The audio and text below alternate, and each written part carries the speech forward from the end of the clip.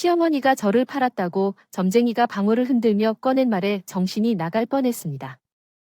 고작 몇 푼 받으려고 저를 죽은 사람과 맞바꿨다. 믿을 수가 없었죠.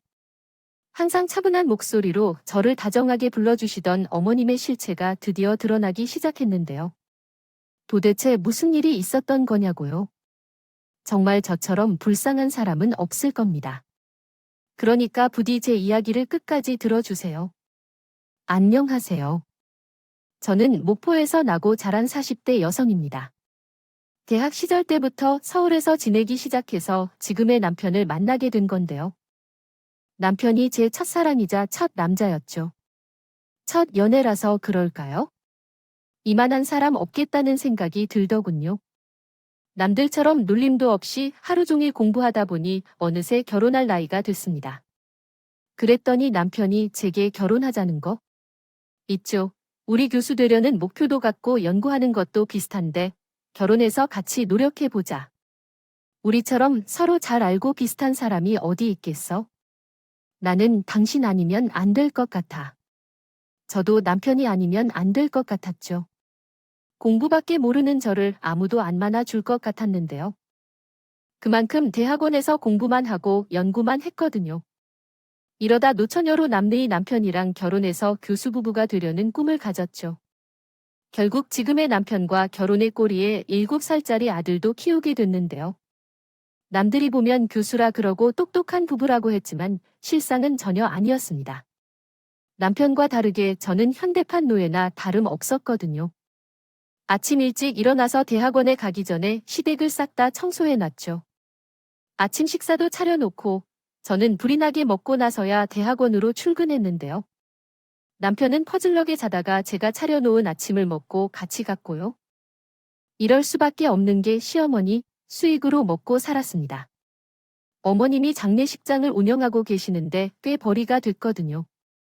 그런 와중에 저는 수익이 전무하고 남편도 무직이나 다름없는 벌이었다. 여간 보이는 게 아니었죠. 그렇다고 해서 제가 가만히 무시당하는 성격도 아니었는데요. 한 번은 시어머니 앞에서 저한테 욕을 하는 남편의 기강을 잡은 적도 있습니다. 당신 미쳤어. 아무리 화나도 그렇지. 어머님 앞에서 무슨 말하는 거야? 어머님은 고상하고 우아하신. 도대체 누구한테 배웠는지 원속마음은 심호가 음흉하. 남편 성격도 저 모양이라고 생각했죠. 하지만 살아남기 위해서 앞뒤 다르게 행동할 수밖에 없었습니다. 그런 식으로 제가 시어머니와 남편을 다루니 어머님이 머리를 쓰셨죠. 차라리 어머님이 저를 대접하면 좋을 정도로 사람을 애매하게 열받게 만들더라고요. 어떻게 열받게 하냐고요? 사람을 무시하고 비꼬아 놓고 왜 그러냐고 화를 내면 착한 척을 했습니다. 그래서 남편도 시어머니 편을 드네요. 자기 엄마가 장례식장 업체를 운영하는 능력 있는 CEO 여성의 교양 있고 천사 같은 사람인 줄 아는 거죠. 누구한테 말하기도 애매한 사건들이 정말 많아서 이 문제로 부부싸움을 하면 항상 제가 졌습니다. 남편이 일리 말해서 부부싸움을 할 수도 없겠더라고요. 그런 것 때문에 기분 나빴다고 당신 너무 예민한 거 아니야? 가끔 보면 안 그래 보여도 속이 좁은 것 같아. 우리 엄마는 그렇게 생각 안 할걸? 늘 이런 식으로 말해서 너무 화가 났죠. 너무 자주 싸워서 이제는 뭐 때문에 그랬는지조차 생각나지 않는데요. 그나마 말할 만한 건 엄마가 로스쿨에 들어가서 변호사에 도전한다고 고백했을 때네요. 이때 저희 엄마 나이가 50살이 있는데요. 저도 불가능한 목표가 아닐까 걱정했는데 시어머니가 이런 말을 하는 거 있죠. 그 나이에 무슨 변호사를 준비하세요? 너무 무리하는 걸 아닌가 몰라. 꼬부랑 할머니가 될 때 변호사가 될 거네. 감히 우리 엄마를 욕하다니 너무 기분 나쁘다. 얼른 꼬투리를 잡아 버렸는데요. 저희 엄마 무시하지 마세요. 울 엄마래도 보이나요? 서울에서 4번째 해와. 그치, 엄마? 저는 시어머니 화법으로 말한 건데 엄청 기분 나빠하더라고요. 여기서 남편이 내 편 들어주면 얼마나 좋을까요? 이 눈치 없는 남편 놈이 자기도 걱정된다며 시어머니 편을 들어버리는 거 있죠? 늘 이런 식이었습니다. 제 편 들어준 적이 없어서 열이 받았는데요. 하지만 큰 싸움으로 번진 적은 없네요. 어머님이 제 표정을 읽으셨는지 돌아가는 길에 반찬을 챙겨주셨거든요. 우리 며느리 주려고 반찬 만들었거든. 이거 꼭 가져가. 저번에 맛있게 먹는 거 보고 따로 만들어주고 싶더라. 이런 식으로 잘 해주던가. 줄게. 없으면 문자로라도 제 마음을 다시 돌려놓더라고요. 어느 날은 어머님이 저한테만 장례식 일을 시키고 남편한테는 시키지도 않길래 불만을 얘기했었는데요. 그때는 이런 문자를 보내놓고 했습니다. 너한테만 일 시키는 게 아니라 내가 워낙 똑 부러져서 그랬다. 우리 아들 성격 알잖니? 답답하고 고집센 거. 나 그놈이랑 일하다가 속 터질 것 같아서 도저히 말을 못하겠더라. 우리 손발이 잘 맞으니 부른 건데 내가 그리 생각할 줄 몰랐어. 물며느리, 내 맘 알지? 문자를 보고 또 마음이 사르르 녹아서 저만이라는 걸 언급하지 않았네요. 지금 생각하면 몇십 년째 교수 된다고 대학원에서 돈도 조금 벌어오는 남자가 이혼도 해버리면 어쩌겠나요? 나이도 있으니 이혼당하면 저나 남편이나 끝장인 거죠. 여자인 저는 몰라도 그런 를 누가 데려가겠어? 전 그런 어머님의 시꺼먼 속내도 모르고 어머님 표현이 서툰 줄 알았는데요. 덕분에 남편은 편하게 대학원 공부하고 저는 공부하다가 어머님이 부르면 고장 장례식장으로 달려갔죠. 지금 생각해보니 정말 바보 같네요. 시어머니가 사람을 다루는 솜씨가 정말 대단한데 제 주변 사람들도 눈치 못 챌 정도였고요. 어느 날은 이런 시어머니 스킬이 이상해서 친구들한테 말했는데요. 아니, 맛있는 반찬이 담긴 그릇은지 아들 쪽으로 담겨놓고 나는 풀떼기만 주는 거야. 그래서 내가 서운하다고 하니까 몰랐대. 그게 말이 돼? 그 뒤로 생선도 다 발라주고 하시긴 했는데 이런 일이 한두 번이 아니니까 짜증나더라. 이랬더니 시댁살이를 하던 친구가 웃음을 터뜨리더니 그런 걸로 삐지고 그러냐? 당연히 아들은 친자식이고 너는 남의 자식이니까 본능적으로 그러시겠지. 나중에는 챙겨주셨다며 그 정도면 그냥 참고 살아라. 우리 시어머니는 대놓고 갈구고 뭐라 했어? 시어머니를 끔찍하게 싫어하는 애도 이렇게 그 말하니까 혹하다 그요. 그래서 제가 예민한 거고 어머님이 옛날 분이라 그러신 거라고 생각했습니다. 저 정도면 꽤 괜찮은 집안으로 치집 본 줄 알았는데요. 하지만 장례식장 일을 본격적으로 도와주면서 문제가 시작됐네요. 장례식장 현관을 청소하고 있는데 어머님 차가 갑자기 들어왔습니다. 헐레벌떡 들어와서는 저한테 오라고 손짓하더라고요. 그때 어머님 손목에 못 보던 시계를 발견했는데요. 나중에 알고 보니 100만 원대 명품 시계였는데 시계에 대해 잘 몰라서 어머님 평소 스타일과 다르게 유독 화려한 시계라고 생각했죠.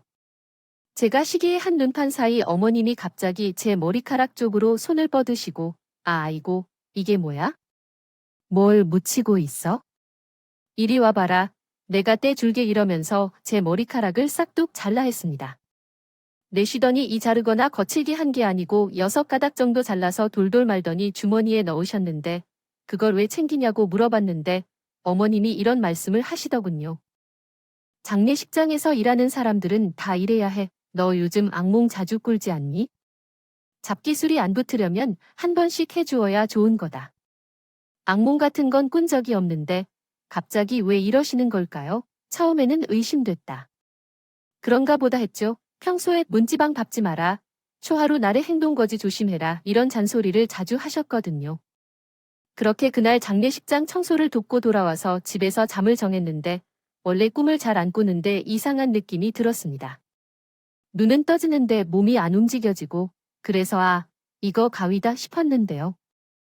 제가 열심히 몸을 움직여 보려고 시도해보고 있는데 어디선가 기분 나쁜 웃음소리가 들리는 거 있죠? 깜짝 놀라서 소리 나는 쪽으로 눈동자를 움직이니까 손목이랑 발목이 반대로 뒤집힌 여자 귀신이 보이더군요. 그 귀신이 머리카락 하나 없는 대머리였다. 6가닥을 손에 꼭 쥐고 있더라고요. 머리카락 6가닥이 뭐겠어요? 누가 봐도 시어머니가 가져간 머리카락밖에 생각나지 않아서 소름이 돋았네요. 게다가 그 여자 귀신이 건중 이중 뛰어다니면서 이런 소리를 해대더군요. 내가 내 그릇이 되라이니? 아닌데, 내가 아닌데. 이상하다. 얘가 아닌데. 어디 갔지? 누군가를 찾는 것 같을 때 갑자기 손가락이 움직여졌다 싶어서 온 힘을 다해보니 제 방안이었다옵는데 한참을 두리번거리니 상황 파악을 했던 것 같습니다. 두근거리는 심장을 부여잡고 멍을 때리고 있는데 그때 방문이 끽 하고 열리더라고요. 저는 꿈속에서 봤던 귀신이 실제로 나타난 줄 알았죠. 문틈 사이로 시뻘겋게 변한 눈이 떡하니 보였거든요. 그런데 사실 시어머니가 문틈 사이로 저를 쳐다보고 있던 거였습니다. 그 순간 퍼뜩 정신을 차리고 쩍쩍 갈라진 목소리로 다급하게 아무 말이나 내뱉었고, 어머님, 왜 그러고 계세요? 왜 훔쳐보고 계시는데요? 보통 사람 같으면 왜 그러냐? 내가 이상한 것 같길래 걱정스러워서 본 거라고 할 텐데. 어머님은 그러지 않죠. 아무렇지 않게 멀어지더니 자기 방 안으로 들어가 버리더군요. 그 뒤로 몇 번이나 같은 꿈을 꿨습니다. 이런 걸로 따지고 들면 미친 사람처럼 보일 거 알고 있었지만 참을 수 없었죠. 잠자기 전에 어머님을 찾아가 이렇게 말해버렸네요. 그때 제 머리카락 가지고 뭐 하신 거예요? 요즘 따라 꿈에서 이상한 게 자꾸 나와서 그래요. 가위에 매번 눌리고 잠도 잘 못 자서 피곤하고 머리도 아프고 어머니 이제 그만 숨기고 말해주세요. 그런데 시어머니가 어깨를 으쓱거리며 쉬면서 발뺌하시더라고요. 갑자기 왜 그래? 뭐 때문에 그런지 몰라도 병원 가봐라. 안색이 너무 안 좋아 보인다고 하더니 자리를 피해 버리셨네요. 결국 제가 지쳐서 친정 엄마한테 전화해 울먹거렸다. 엄마, 나 요즘 귀신 씌인 것 같다.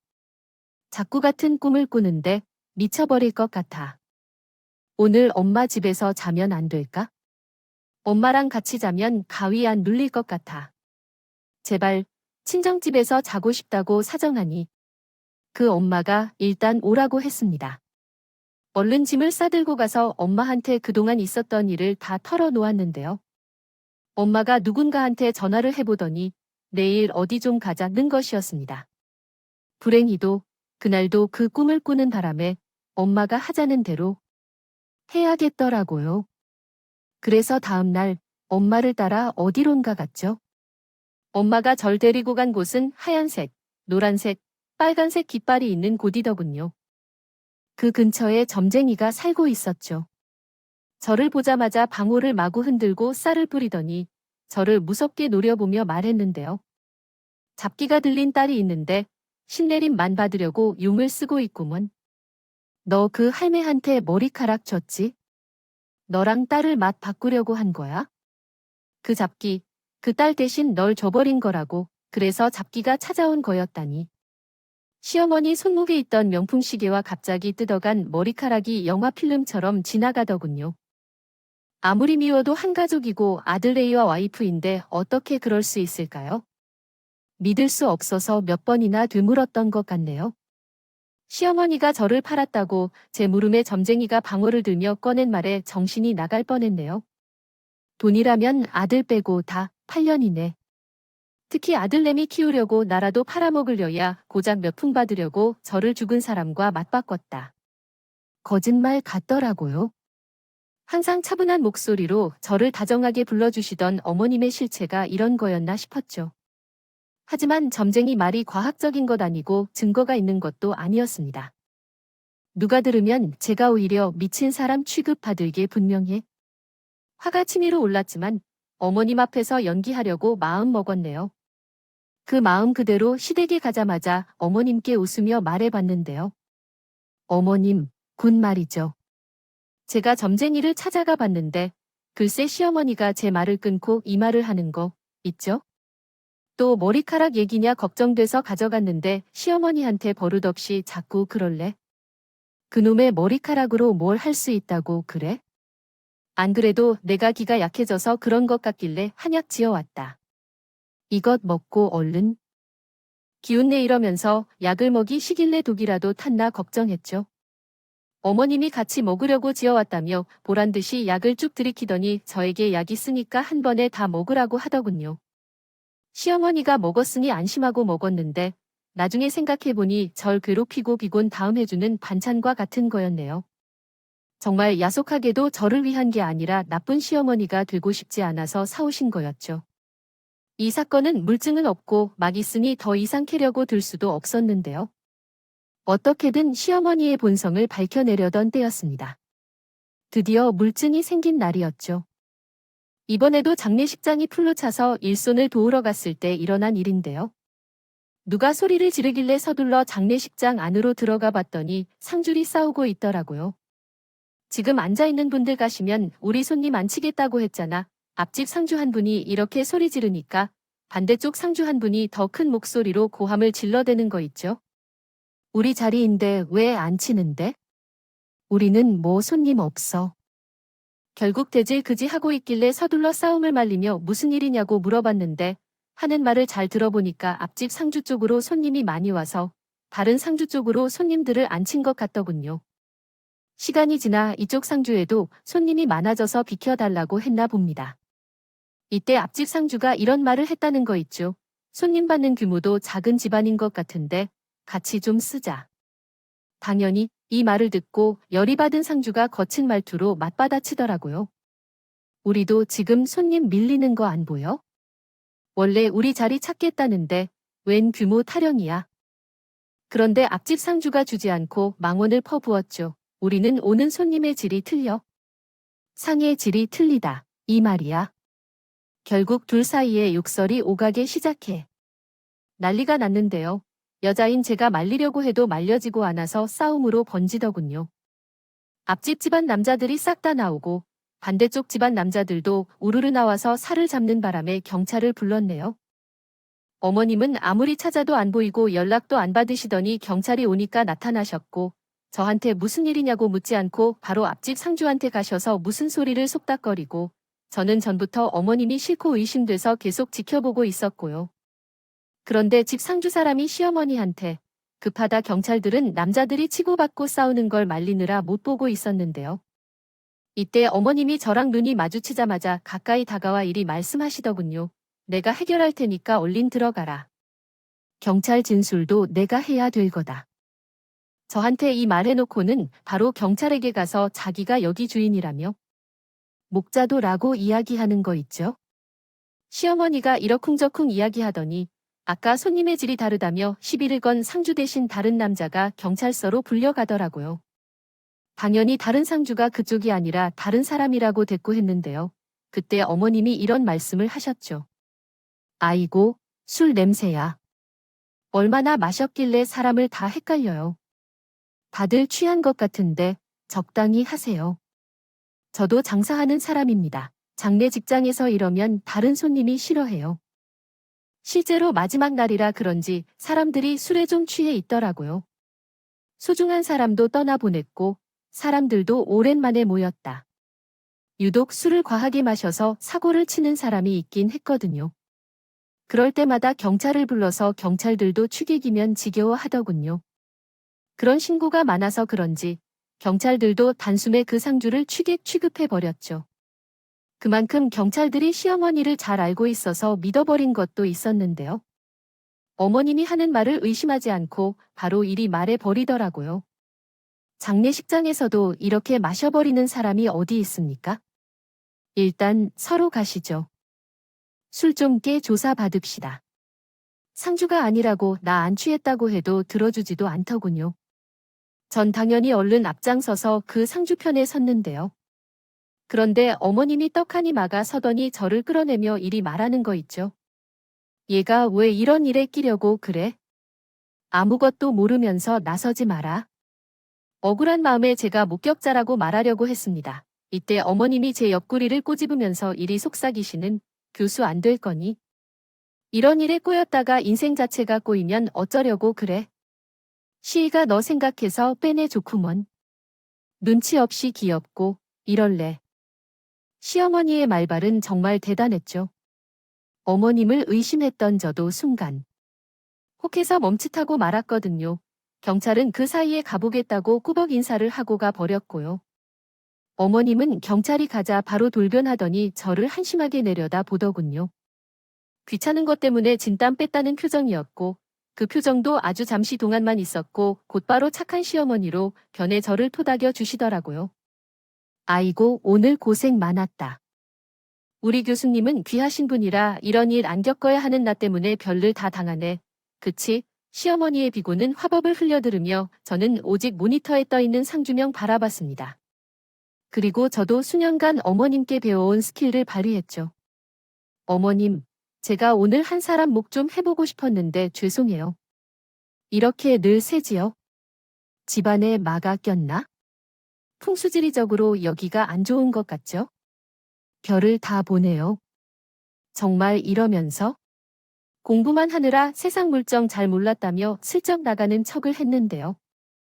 그리고 몰래 돌아와서 고객 리스트를 확인해 봤습니다. 앞집 상주 이름을 인터넷에 검색해 보니까 경찰이었고 대규모 조직이었던 보이스피싱을 잡았다는 기사 속에 이름이 적혀 있었죠. 더불어 도 떡하니 올려놔서 자세히 뜯어봤더니 그 앞집 상주 놈이 맞았고요. 아마도 그 경찰이 간본거나 수치스러울 거라가 생각해 어머님한테 푼돈을 주고 슬쩍 빠져나온 것 같은데요. 이 모든 일을 엄마에게 전화해 이야기했더니 엄마가 이렇게 조언해 주시더군요. 지금은 신고해봤자 해결하기 힘들 것 같으니까 일단 결정적인 증거부터 모아놔 사돈 어른이 삭제하기 전에 CCTV, 고객 리스트 사본 따로 만들어 놔야 해. 전부터 아주 고약한 짓만 저지르고 있는 것 같은데 때가 되면 다 해결될 거다. 엄마가 무언가 결심한 것 같다. 같길래 엄마가 알려주던 대로 증거를 따로 모아두었어요. 이 경찰놈도 시어머니와 같이 아주 파렴치한 놈이었네요. 며칠 전에 보니까 후배 여경을 괴롭히다가 간봉 1개월 처분을 받았더라고요. 일본에서 여자는 60km 넘으면 연애 못한다는 기사를 보여주면서 다이어트는 포기했어요. 물었다고 하는데요. 그 나무의 밥이라고 어머님은 인맥도 참 색깔이 비슷해 보였죠. 경찰은 감봉으로 끝이 났지만 어머님은 아닐 텐데요. 시어머니의 말도 안 되는 행각은 여기서 끝나지 않았어요. 시간이 흘러 제가 4살이 되던 해였죠. 드디어 제가 대학 전임 강사가 됐는데요. 요새는 전임 강사가 많이 사라지는 추세지만 운 좋게 들어오게 됐죠. 원래 조교수가 목표였지만 연구 경력이 많은 상태는 아니라서 조교수는 되기 힘들었네요. 그래서 전임 강사로 2년 정도 일하다가 조교수 승진 심사를 받기로 했는데요. 즈음에 변호사를 준비하던 엄마한테도 희소식이 들려오더라고요. 변호사 되려면 생각보다 복잡한 절차를 밟아야 했죠. 1단계로 무조건 4년제 대학을 졸업해야 했는데 이건 바로 패스할 수 있었습니다. 저희 엄마가 젊었을 때 4년제 대학을 졸업해둬서 리트라는 시험에 응시할 수 있었거든요. 하지만 공부머리가 굳어서 공부하는 시간이 길어지셨군요. 겨우 시험에 합격해서 로스쿨에서 3년 과정을 거치는데요. 그 후에 변호사 시험을 봐서 합격한 후 6개월간의 실무수습 과정을 거치고 변호사 로펌에 들어갔다고 하죠. 그와 반대로 저희 남편은 아직까지 대학원에 다니고 있고요. 저는 그동안 쌓인 게 있기에 보란듯이 식사 자리를 가지며 케이크와 와인까지 준비했습니다. 축하하는 자리를 자며 오가 얼마나 노력하고 힘들었는지 이야기했는데요. 당연히 시어머니는 배우합니다. 아파서 죽으려고 했죠. 그리고 자격지심을 느꼈는지 별소리를 다 하시더라고요. 무려 8년 만에 변호사가 되셨네. 사돈 어른은 늦은 나이에 참 대단해. 그건 그렇고 너는 전임 강사 됐다며 전임 강사는 교수 아니고 시간 강사 아닌가 물어보는 거야? 시어머니답게 은근히 꼽았지만 신경 쓰지 않았죠. 제가 댓글을 안 하니까 갑자기 남편이 비를 걸더군요. 당신 교수님이라고 우리 엄마 무시하는 거야? 뭐야, 사람이 이렇게 변해버리네. 우리 엄마 밑에서 일할 때는 찍소리도 못했잖아. 이런 말을 하면서 어머님이랑 같이 낄낄대며 웃어버리는 거 있죠? 이제는 우리 엄마가 어렵지도 않고 보이지도 않나 봅니다. 그래서 이날 그나마 남아있던 콩깍지도 다 벗겨지고 잔정도 뚝뚝 떨어지고 말았는데요. 자세히 뜯어보니 남편도 시어머니랑 다를 바가 없어 보였죠. 말하는 방식이 똑같았으며 케이크와 함께 와인을 먹고 취했는지 시모와 남편이 이런 말까지 중얼거리더니 며느리 잘해줘봤자 소용없어. 돈 한 푼 못 벌어오는 며느리 일 시켜주고 용돈 챙겨주는 시어머니가 어디 있나? 근데 이제 교수 됐다고 내 말에 대답도 안 하네. 아들아, 내가 이렇게 무시당하고 산다. 시어머니가 농담처럼 하는 말에 남편이 까르륵 웃어 넘기더라. 그러면서 자기도 이런 말을 해봤는데 있는 거 있죠? 괜찮아. 내가 교수 될 때까지 이번에 얘가 먹여 살리겠지. 그치? 우리 마누아, 우리 마누라만 믿을게.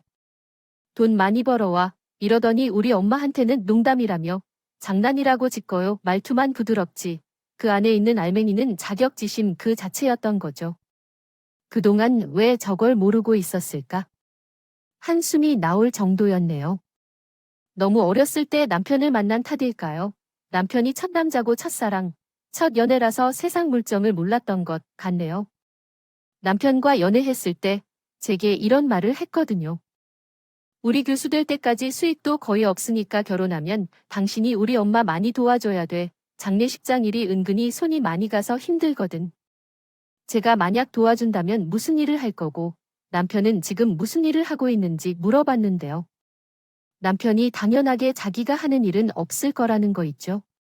없는 것도 아니고 없을 거라니 앞으로도 자기가 일할 일은 없을 거라는 소리였나. 자기는 고귀하게 연구하고 공부만 하고 저한테 집안일, 장례식장 일 다 시킬 거라는 말이었는데 저는 그걸 못 알아차리고 넘어갔던 거죠. 사회생활을 안 하고 공부만 해서 나이를 먹어도 몰랐던 건데요. 뒤늦게 이 사실을 알아차린 제 자신이 한심해지더라고요. 어쩐지 애도 빨리 가자며 저를 달달 보더군요. 버는 돈도 없으니 애는 나중에 갖자고 하니 이런 말로요. 저를 꼬드겨 우리가 공부할 때 나와서 얼른 키워놔야지. 무슨 말이야? 교수 되면 더 바빠지고 정신 없을 텐데 애 나와서 키울 수 있겠어?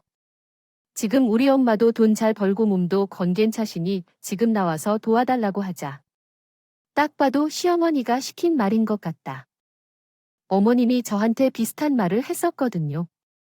이런 말을 자주 하는 것을 보아하니 남편은 제가 필요했나 보네요. 하긴 시어머니 입장에선 귀들 날라리로 만들 수도 없고 그렇다고 해서 잘난 걸로 여겨지지 않으니 마누라 자리를 앉혀 놓을 노예가 필요했던 거죠.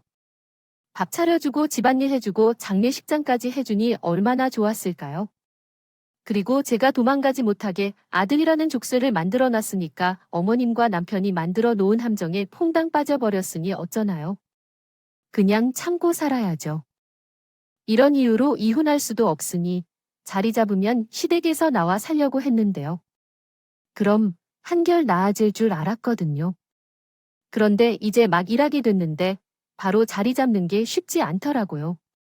일에 적응하려고 노력하고 있는데 남편이 저를 도와주지 않네요. 쳇바퀴 돌듯 같은 공부만 하던 남편이 점점 스트레스를 저에게 풀더군요. 제게 점점 시어머니 같아진 거죠.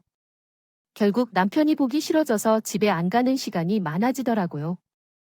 마주하는 게 불편해져서 교수 연구실에서 공부만 하고 강의 준비에만 매달렸는데 그게 아니면 밖에서 아들이랑 놀곤 했는데 최근에는 시아버지께서 아프기 시작했네요. 대장암과 췌장암 진단을 받게 되셔서 병원에 입원하게 되셨거나 자연스럽게 간병도 며느리인 제가 하게 돼서 병원으로 자주 찾아가게 되더군요. 그래도 남편이 있는 집보다는 나았죠. 간병이 쉽지만은 않았지만 시댁에 있는 것보다 좋더라고요. 아버님은 워낙 과묵하고 저한테 관심이 없으셔서 편했거든요. 그렇게 시모와 남편이랑 부딪히지 않으려 노력하고 있어요. 않으려고 노력하던 찰나 사건이 터지고 말았습니다. 제가 강의를 하느라 전화를 못 받아서 핸드폰을 확인해 보니 시어머니한테 전화가 와 있었습니다. 다시 전화를 걸어보니 어머님께서 이런 말을 하시더군요. 왜 이렇게 전화를 안 받아? 너네 시아버지 돌아가셨다. 우리 장례식장에서 상 치르고 있으니까 얼른 오거라. 암 투병 중이던 시아버지가 돌아가셨다는 거예요. 택시를 타고 시어머니가 운영하는 장례식장에 도착했는데 그리고 곧바로 들어갔는데 30분 뒤에 시어머니의 정체를 두 눈으로 목격하게 됐네요. 아무리 싫어도 시아버지가 돌아가셨으니 장례식장으로 오는 손님들을 맞이하고 음식을 서빙하고 있었죠. 저희 엄마도 연락을 받고 오셨더라고요. 바쁘게 움직이다 눈 인사로 아는 척을 하고 엄마에게 줄 식사를 가져다 드렸습니다. 그런데 제가 그으려 기도 전에 시모가 획돼서 버리는 거 있죠? 제가 화들짝 놀라 왜 그러시냐고 해요. 묻자마자 어머님이 제 말을 무시하고 이렇게 말씀하시더군요. 꼴랑 10만 원? 한 개 밥까지 쳐드시게? 너는 내가 우습지? 너네 딸 내가 다 키웠어. 돈도 못 버는 거 데려다가 집안일 가르치고 영업비밀 알려주고 다 했다고. 그러나 부조금 10만 원? 양심도 없지? 변호사라면 변호사 됐으면 30은 내야 할 거 아니야? 아니다. 나는 100만 원 그 이상을 받아야지. 내가 내 딸 밥 먹이고 잠지우고 돈까지 주는데 자세히 보니 시모의 얼굴이 빨갛고 술 냄새가 나더라고요. 시어머니가 술이 세서 취한 걸 본 적이 없는데 아버님이 돌아가셔서 많이 드셨는지 좀 취한 것 같았는데요. 그래서 어머님의 본색이 너무 적나라하게 드러나더군요. 제가 그만하라고 말리는데도 엄마한테 막드질을 하며 언성을 높이기 시작했죠. 변호사 됐다고 무시하냐? 너네 딸이 우리 아들 깔보는 거 다 알고 있어? 무시해왔으면서 조문하러 온 척 하지 마라. 이런 헛소리를 하면서 난동을 피웠는데요. 어머님이 밥그릇까지 집어 던지길래 경악하고 말았네요. 그런데 엄마는 다 예상했다는 듯 초연하라 그요. 오히려 웃으면서 종이 2장을 꺼내서 보여주셨죠. 저게 뭔가 싶어서 들여다보니 장례식 영수증 2개 더 그요. 시어머니가 이게 뭐냐고 물어보니까 저희 엄마가 그제서야 입을 열었는데요. 사실 사돈 어르신 조문 드리러 온 거 아니고요. 제 일하러 온 겁니다. 영수증 하나는 생판 모르는 사람이 시어머니 장례식장에서 받은 정상이었고 다른 하나는 시부 장례식장에서 나온 영수증이더라고요. 한마디로 둘 다 시어머니가 하는 장례식장에서 나온 영수증이라고 거죠. 그런데 엄마가 이 2개의 영수증을 보여주며 이런 질문을 꺼내더군요. 이 2개의 차이점이 보이세요? 사실 저희 로펌 찾아온 의뢰인 중에 장례 업체한테 사기당한 것 같다고 상담분이 있거든요. 그게 사돈 어르신이 하고 있는 장례식장이 있어요. 엄마가 영수증을 하나하나씩 짚어주며 잘못된 점을 설명해 줬는데요. 진짜로 시어머니가 사기를 치고 있었더라고요. 장례식장 비용, 음식 비용, 매점 비용을 다 따로 정산하고 있었는데 매점 비용을 정산한 걸 보고 깜짝 놀랐네요. 처음에 깔아놓은 내역에는 비타의 가격 곱하기 상자라고 써 있었는데 정산 영수증에는 비타의 가격 곱하기 수량으로 체크해 놓은 거 있죠. 여기서 엄마가 설명을 더 해줬는데 시무가 한 짓이 기가 막히더군요. 사돈 어르신이 처음에 깔아놓은 게 2라고 말씀하셨다면 그런데 비타민 음료나 숙취 음료는 거의 그대로 있어서 의심됐다 하더라고요. 청구 금액이 이상하게 많이 나와서 반품 영수증을 찬찬히 살펴가 단위가 병 단위였다 해요. 비타민 음료수 전체 박스를 반품해 한 병 가격 곱하기 1로 해놓은 거죠. 여기서 의뢰인이 영수증이 틀린 것 같다고 하니까 시어머니가 이리 말했다고 했어요. 하는데요. 뜯은 거는 반품 안 돼요. 반품 신청이 있는 경우가 있을 수 있어서 가격이 변동 위험이 있어요. 뒤에 영수증 하나씩 붙어야 하는데 내가 실수했네. 심지어 시어머니가 유족 몰래 박스도 몇 개 더 뜯어놨다고 해요. 엄마를 찾아온 의뢰인은 할아버지가 돌아가실 때 시모업체를 만났다가 시모의 현란한 말솜씨에 소가 할머니 돌아가실 때도 찾았다고 하더라고요. 영수증도 이상해서 의심스러웠고 부조금을 몰래 삥땅 치다 걸려서 변호사까지 찾아가게 됐다고 하는데요. 이때 의뢰인이 항의하니까 어머님이 일이 됐다고 했다고 하는데 내가 언제 그랬어요? 의심되면 다 접고 나가세요. 증거 있으면 신고하시고 대체라는 식으로 나오길래 의뢰인이 그 자리에서 대처하지 못하고 뒤늦게 법적인 조치를 취했나 보죠. 첫 번째로 속아서 돈을 많이 냈을 것 같은데 두 번째 납부한 장례 금액도 믿을 수가 없다는 말에 엄마가 며칠 밤을 새 조사한 것 같은데요. 조사해본 결과 시어머니가 너무 뻔히 보였습니다. 거짓말을 하며 유족들을 등쳐먹고 있었다고 하네요. 엄마가 시어머니의 행각을 전부 다 설명해 주더니 고소하겠다고 으름장을 놓아주었죠. 의뢰인 요청으로 형사소송을 해서 사기죄, 절도죄, 장례식의 난동 등 방해 행위로 고소할 거예요. 그리고 또 저지른 죄가 있죠. 시모가 엄마 말을 듣고 술이 깼는지 짝 엎드리라고 바로 큰절을 올리며 몇 번이고 말하더군요. 죄송합니다. 정말 죄송합니다. 다시는 안 그럴 테니 한 번만 봐주세요. 남도 아니고 가족인데 한 번만 눈 감아주시면 이 은혜 잊지 않겠습니다. 하지만 엄마는 이런 일이 빈번했던 것 같아서 계속해서 수사할 거라고 말했는데요. 사돈어른 장례식장을 찾은 유족들 전부 다 찾아내서 고소하게 조치를 취할 거예요. 그러니까 그동안 고객 리스트 버리거나 CCTV 지우지 마세요.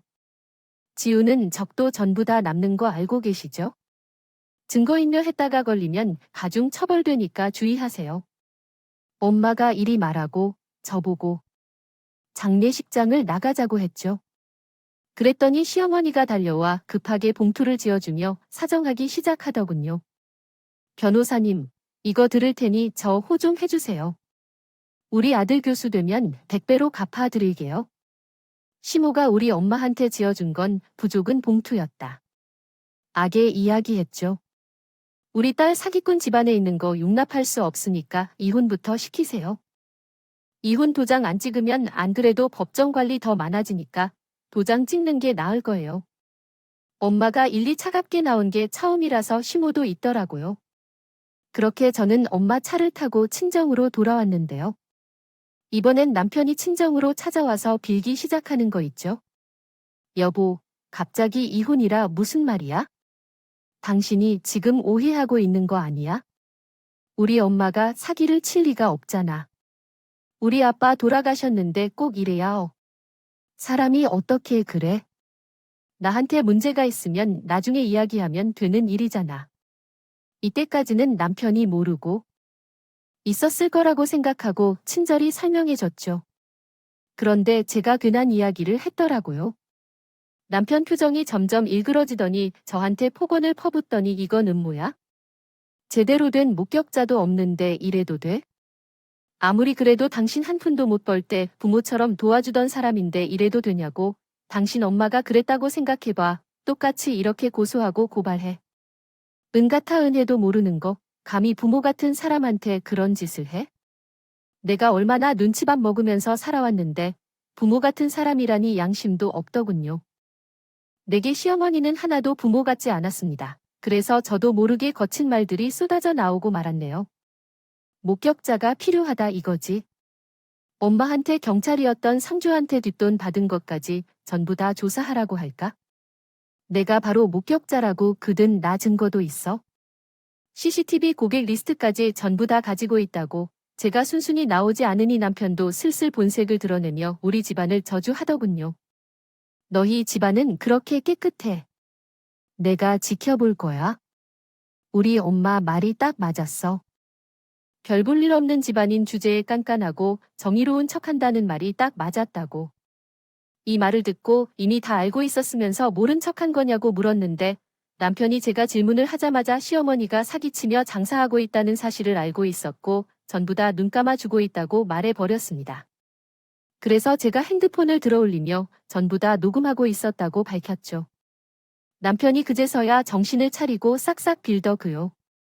순간 화가 나서 옥한 거라며 한 분만 봐달라고 하더라고요.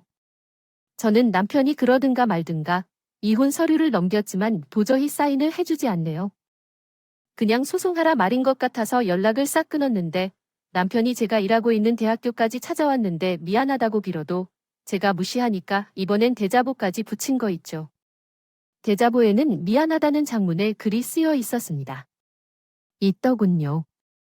덕분에 학생들이 전부 다 알게 돼서 강의 시간에 자세한 이야기를 해주게 됐네요.